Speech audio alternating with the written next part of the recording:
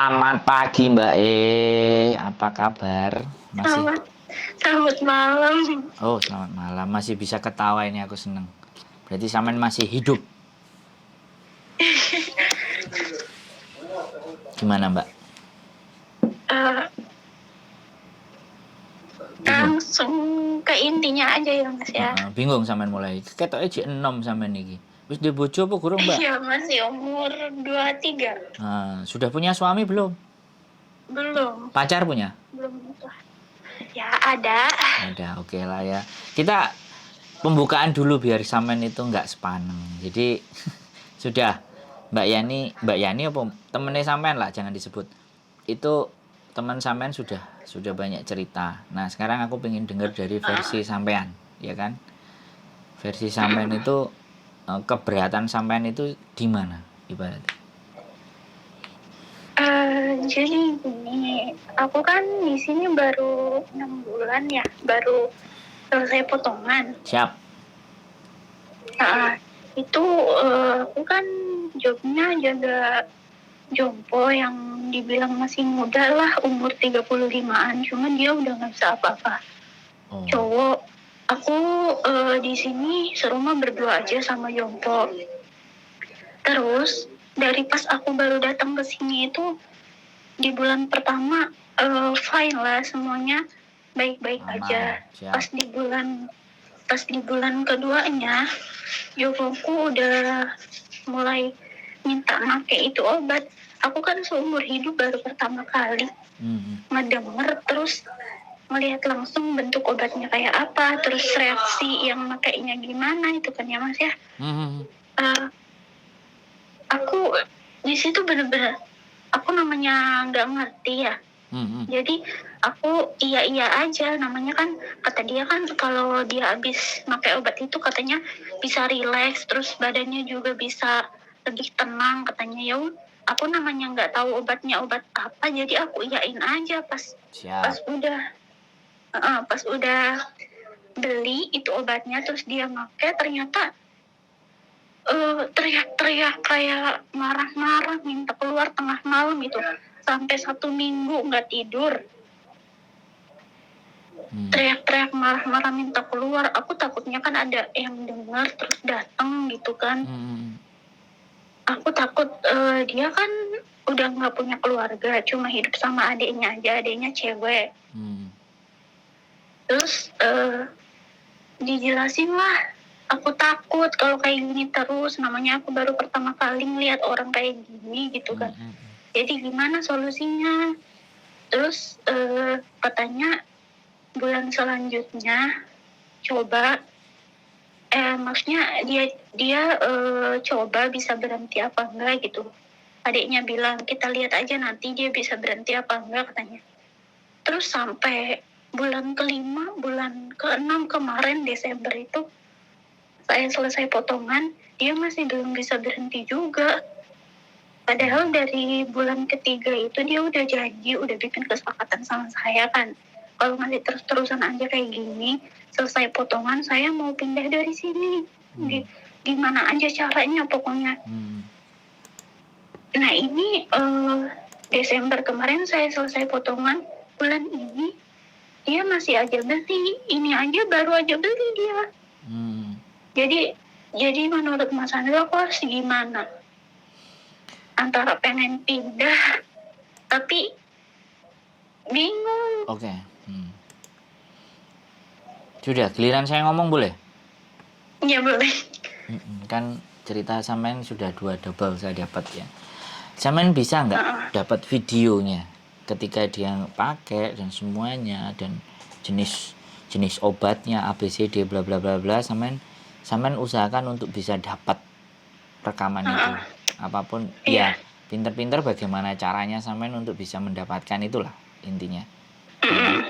Nah, ketika sampean sudah bisa dapetin bukti-bukti dan semuanya, dirasanya cukup, hal-hal yang sampean keluhkan itu, yang sampean sampaikan dengan omongan itu sudah ada data secara audio ataupun visual.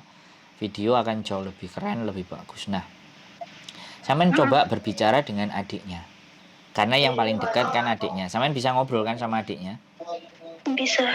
Ini gimana, kelakuannya nggak berubah dan ABCD begini dan begitu. Oke, nanti kita lihat responnya sama adiknya. Satu, setelah adiknya tidak merespon dan justru dibiarkan saja, sampean baru telepon agent. Ya, karena orang yang paling berkuasa dalam sampean adalah agent, karena perjanjian itu ada agent.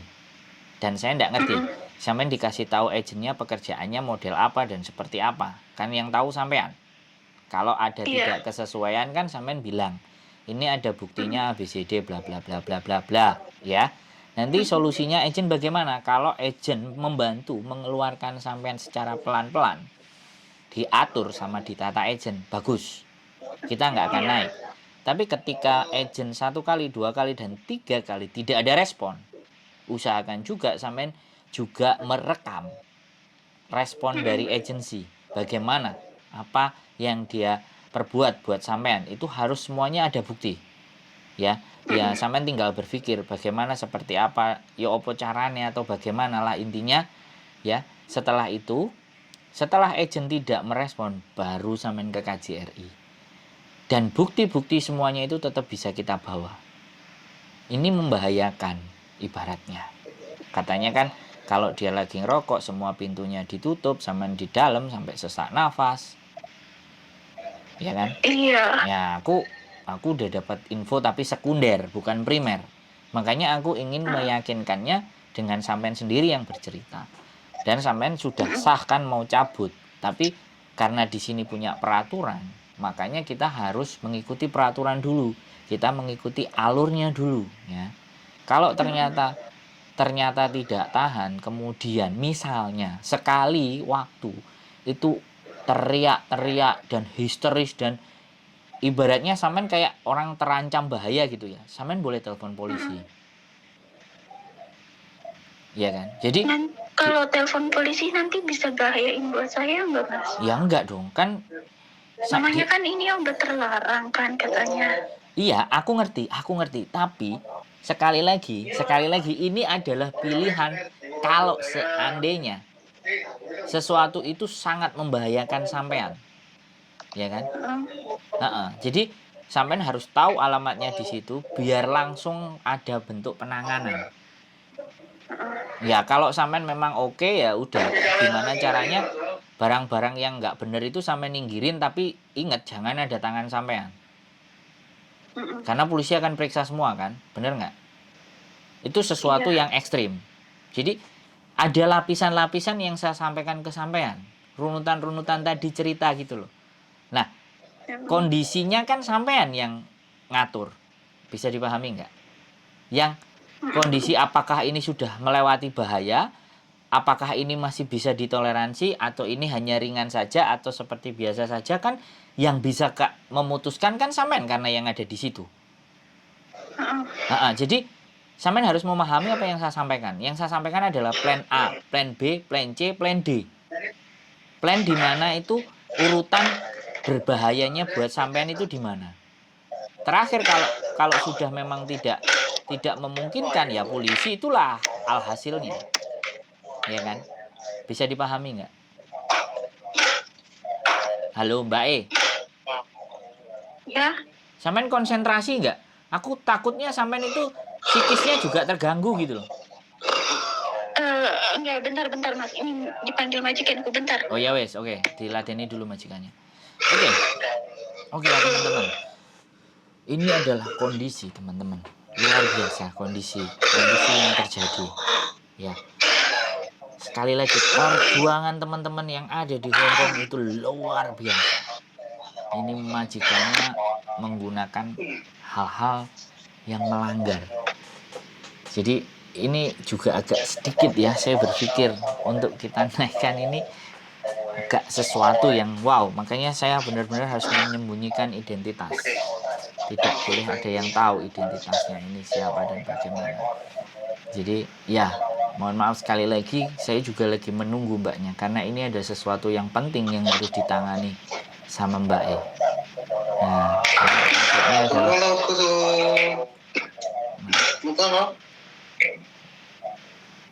jadi luar biasa sekali lagi perjuangannya ya teman-teman. Kita dengar suaranya.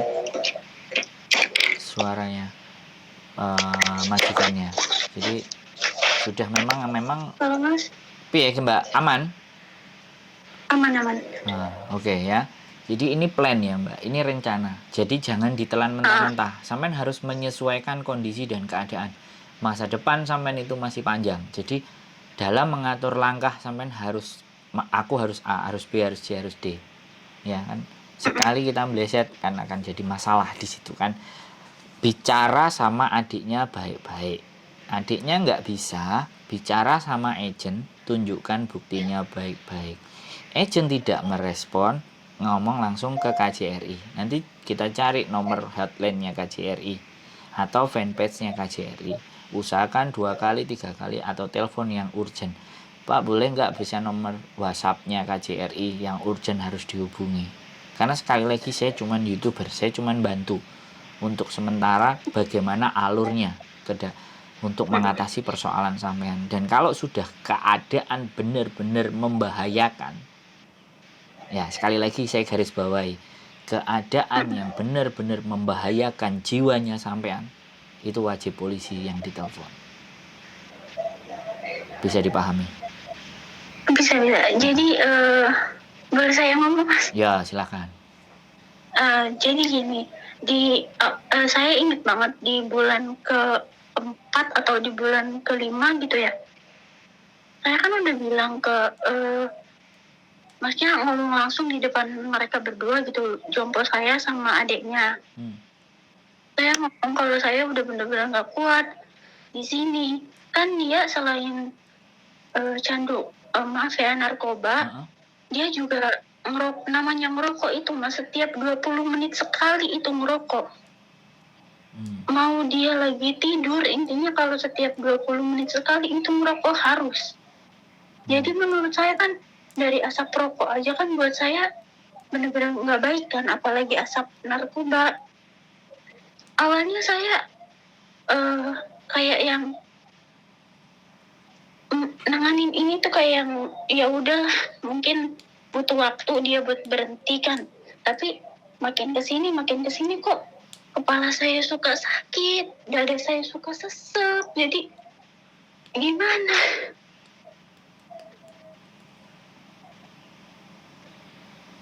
Halo? Ya aku nungguin Iya, sampean gitu. ngomong Mbak. Aku nungguin sampean ngomong. Karena kan kita ngomongnya gantian.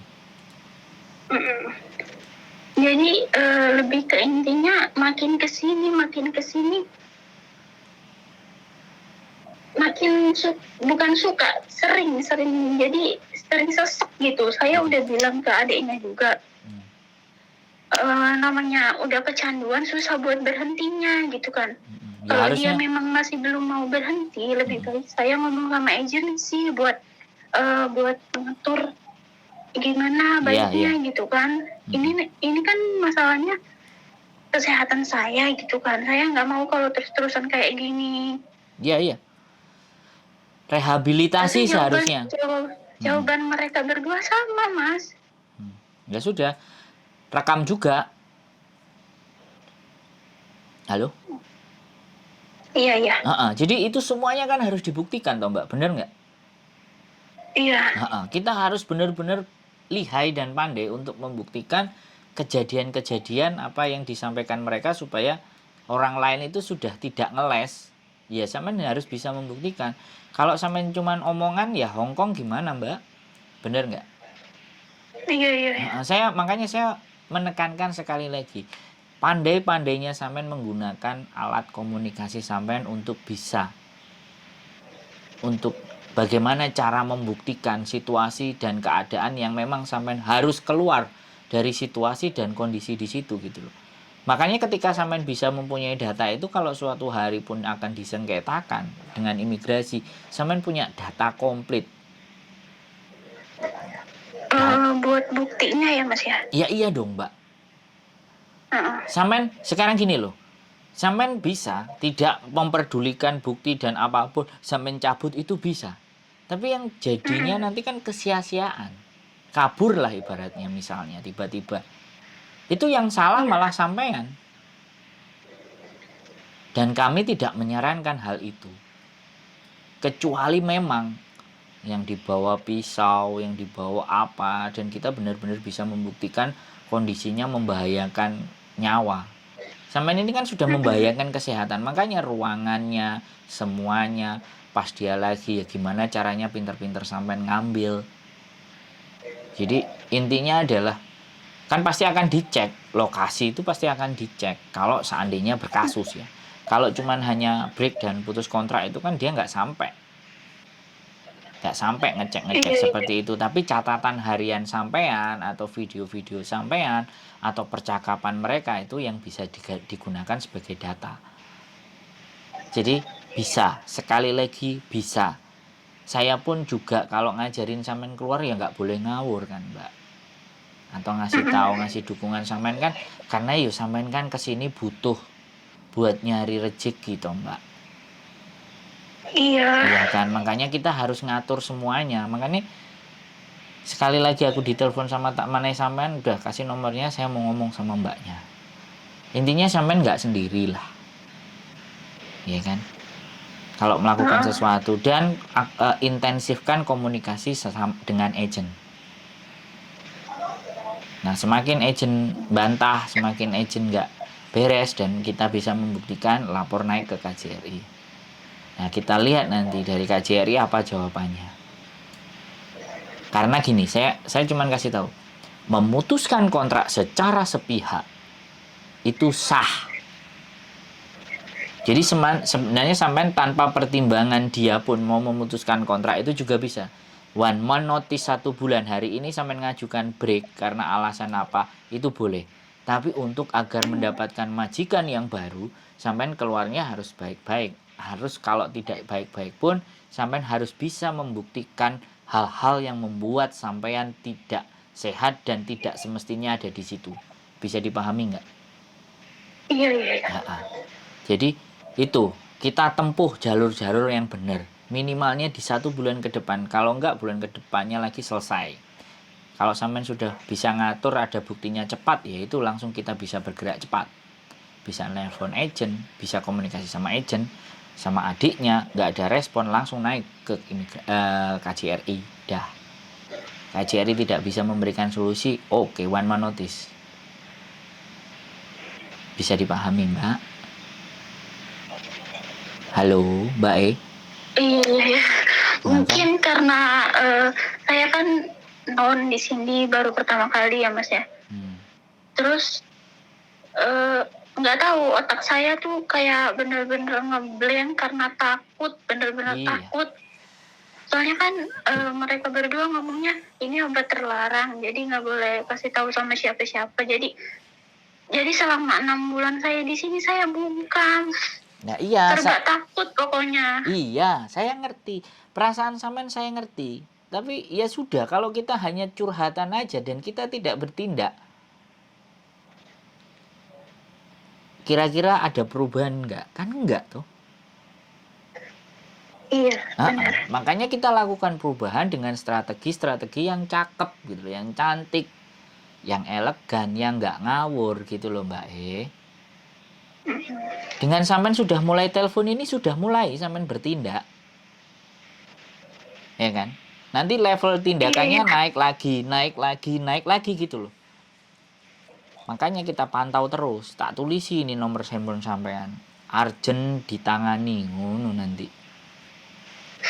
Loh iya no? Iya, saya udah berani cerita ke teman saya ini ya Mas ya, karena memang saya udah benar-benar gak kuat karena ngerasa kesehatan saya ini terancam nih, nggak baik menurut saya kan kalau diterusin. Nah, Mbak. Soalnya jawaban mereka berdua kan tetap sama. Nah, iya Mbak. Jadi dengan sampean ngomong, ini naik ke konten saya. Orang banyak tahu sudah. Itu sudah satu cara kita untuk speak up. Menyuarakan sesuatu yang berbahaya buat diri kita. Tapi sekali lagi makanya harus elegan, harus ada bukti. Harus bisa menunjukkan memang sampean layak untuk tidak ada di situ gitu loh Mbak. Bisa dipahami nggak? Iya. Ini kalau aku bilang ini agentnya ini nggak tahu detail tentang majikannya. taunya dia adalah majikannya udah jumbo pakai kursi roda, nggak bisa ngapa-ngapain atau gimana, cuman gitu aja, tapi nggak detail sampai gunakan sesuatu yang sudah tidak selayaknya gitu loh Mbak, paham nggak? Iya. Ya kayak gitu ceritanya.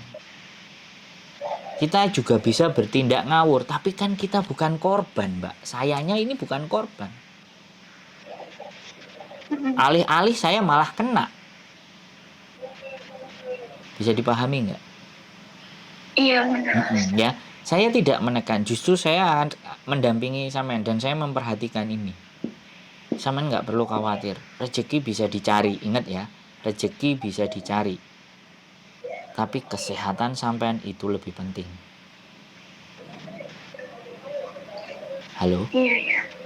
Iya. Oke, tetap logika nalarnya dipakai, dimunculkan keberaniannya pelan-pelan, rasa takutnya dihilangkan sedikit demi sedikit.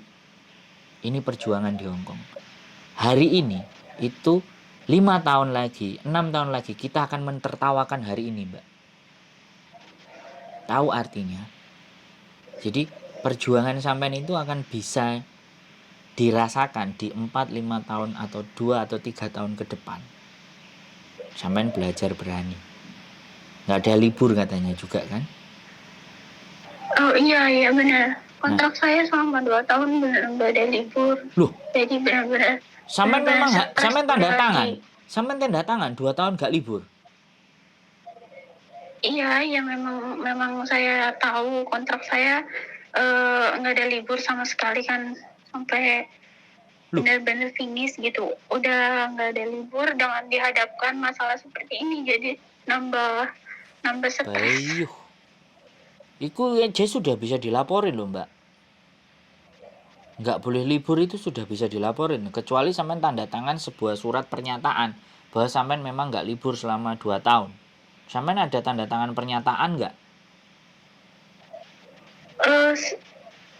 Kertas kontrak itu bukannya beda. Kertas kontrak itu ada liburnya. Beda. Saya tanda tangannya yang itu aja. Oh ya sudah, berarti itu bisa dilaporkan juga, tidak pernah libur. Tidak boleh loh Mbak. Peraturannya imigrasi Hong Kong, Labor Department, libur 7 hari 1 kali hari libur.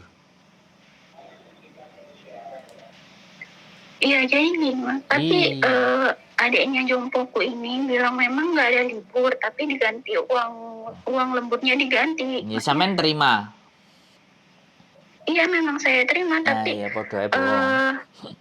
saya berkali-kali gitu minta libur, seenggaknya minimal 1 bulan sekali atau 2 bulan sekali, biar saya bisa sharing sama teman-teman juga kan, biar nggak stres ngadepin masalah kayak gini kan. Terus? Tapi dia tetap nyalak. Mereka berdua tetap nyalak, nggak ada libur. Oke, kalau nggak ada libur, sampean rekam pernyataan mereka untuk tidak memperbolehkan libur. Kita bisa gas ke labor juga. Karena saya nggak ngerti, jadi saya iyain aja. Yes, sekarang sudah ngerti kan? Halo? Iya. Sekarang sudah ngerti kan Mbak? Boleh di situ sampean blank, tapi ngomong sama saya jangan ikutan blank. Oke? Oke, Mas. Jadi ingat ya, kita tidak sedang menjerumuskan sampean ya. Itu yang harus sampean sadari. Kita sedang mencari cara bagaimana sampean keluar dari situ tanpa mengorbankan masa depan sampean.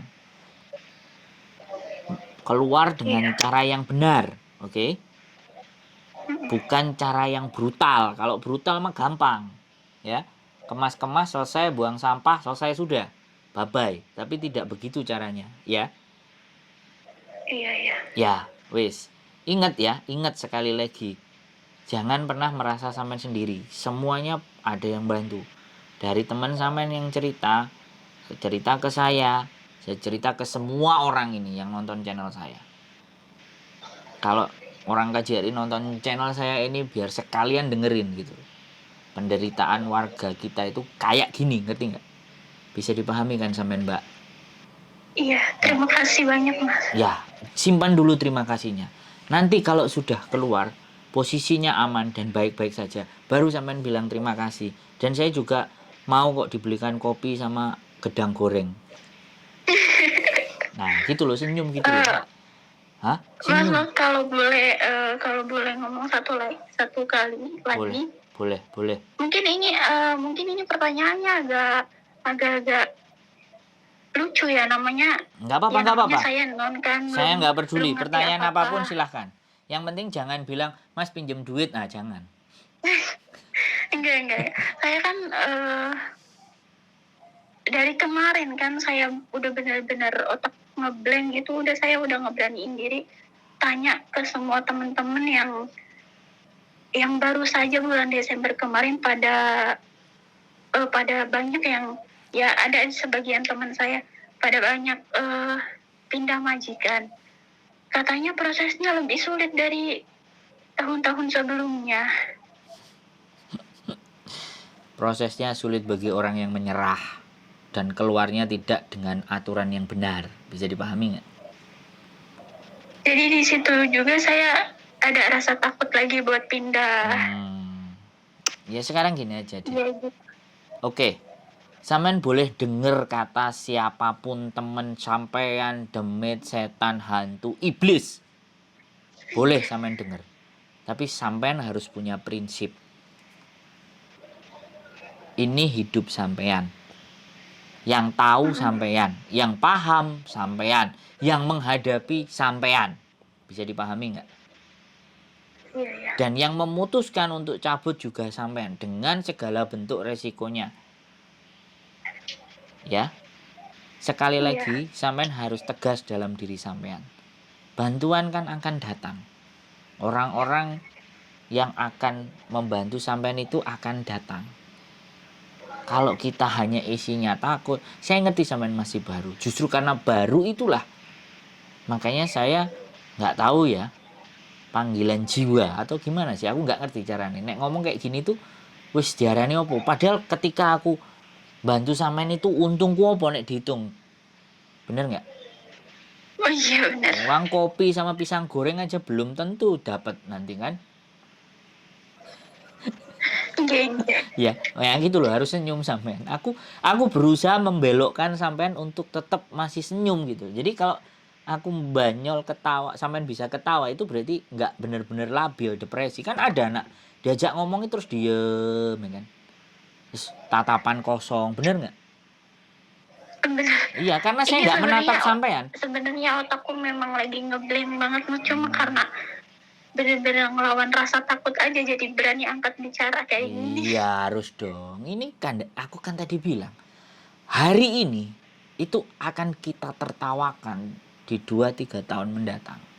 Bahkan mungkin ketika sampean keluar dari situ aja, mungkin sampean agak sedikit tertawa lega, mengembalikan emosional dan depresi sampean karena ketakutan yang berlebihan. Bisa dipahami nggak, Mbak? Iya. Sehebat apapun saya berteori, sehebat apapun saya bercerita, kalau sampai nerimanya dengan otak blank, ya nggak akan jalan. Bisa dipahami nggak? Ya, pokoknya yakinkan ke dalam diri, berdoa yang banyak, ya kan, bahwa semuanya ini bisa sampai lewati. Di balik hujan dan badai serta petir itu ada pelangi, Mbak. Wis, gak tahu sampean percaya apa enggak. Kalau aku percaya. Bisa. Aku pun percaya. Nah, munculkan kepercayaan itu. Sesuatu ini harus dihadapi. Dan ingat, sampean nggak ngadepinya sendiri loh. Aku iki sopo, Mbak? Dulur saudara juga enggak, ya kan? Deket juga enggak, kenal juga enggak. Bisa dipahami nggak? Iya benar, Mas. Saya punya banyak dukungan dari teman-teman aja karena saya belum ada cerita sama keluarga saya karena takut mereka pada kepikiran. Nggak usah. Sampai tonton channel YouTube saya supaya keberanian dan kepercayaan diri sampean semakin muncul. Boleh. Karena kan nggak bisa omong-omongan. Kalau nonton kan bisa. Channel YouTube saya Sandro Jabrik. Dan suara sampean nanti keluar di situ. Biar sampean. Jadi malu. Loh, ngapain malu? Kan nggak kelihatan mukanya. Sampean juga nggak telanjang kan? Lah, ketawa gini loh. Kalau ketawa gini kan berarti masih sadar gitu. Ya, nggak usah malu. Ya, ini perjuangan. Perjuangan yang harus diangkat. Kalau orang luar bilang untold story, cerita yang tidak terungkap. Tapi di tempat saya cerita itu terungkap. Beginilah perjuangan untuk memperbaiki kehidupan. Jadi PMI Hongkong. Nah, gitu loh, Mbak. Ya. Iya. Terus berani dan percaya. Saya pokoknya nunggu ditraktir kopi sama gedang goreng sama sampean. Nah, gitu senyum. Ya. Oke. Ada lagi yang mau ditanya? Oke, Mas. Cukup? Kayaknya udah cukup. Ya. Lega. Udah. Halo? Iya, kayaknya udah cukup lega. Terima kasih banyak. Mas. Oke. Ya, saya ucapkan selamat berjuang dan selamat datang di Hongkong. Terima kasih banyak, Mas Andrew. Oke. Semangat ya. Tetap sadar, tetap berpikir yang benar, jangan rasa takut itu menguasai. Oke? Itu aja ya. Oke. Sehat selalu buat sampean, Mbak ya. Selamat malam. Terima kasih banyak, Mas Semangat. Andrew. Oke, yuk. Bye-bye. Bye. Oke teman-teman, luar biasa. Ini luar biasa ya, cerita yang ekstrim. Udah panjang banget, istriku sudah pulang daripada aku direlui, malah dientuti sama bujuku. Sehat selalu buat kalian semuanya. Simak video-video saya, semoga mendapatkan manfaat. Stay tune in my YouTube channel and see you the next video. Bye bye.